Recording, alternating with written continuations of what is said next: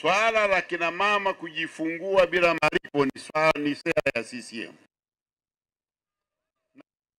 Jadara wala haina tarehe ya kuanza. Tarehe ya kuanza ilishapita nyuma. Tuna mambo mawili. Kwanza, tunataka wakina mama wakienda hospitali wajifungue bila masharti yoyote. Ya pili, tunataka watoto wadogo watibiwe kuanzia mwaka 0 mpaka miaka mingapi? Au unaelewa? Hata wewe mkurugenzi ungezaliwaje na mama yako angekuwa ana $300,000. Mama yako naye angekuwa ana $300,000.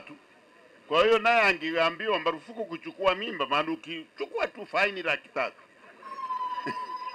Kwa hiyo nataka kuambia leo, kwa sababu jambo hili ni sera ya CCM, tunaiagiza uongozi wa mkoa wa Songwe kila mahali, na tunaiachia mwenyekiti wa mkoa wa kina mama wanaokwenda kujifungua wanapewa heshima wanayostahili na hawadaiwi fedha, kwa sababu ni sera ya CCM. Na kwa sababu hili ni jambo kubwa, Sekretarieti ya makao makuu itafuatilia kuona kama linatekelezwa. Manake huyu anayefanya anataka kutukwamisha katika kuomba ridhaa ya wananchi kwa ajili ya miaka mingapi? Samia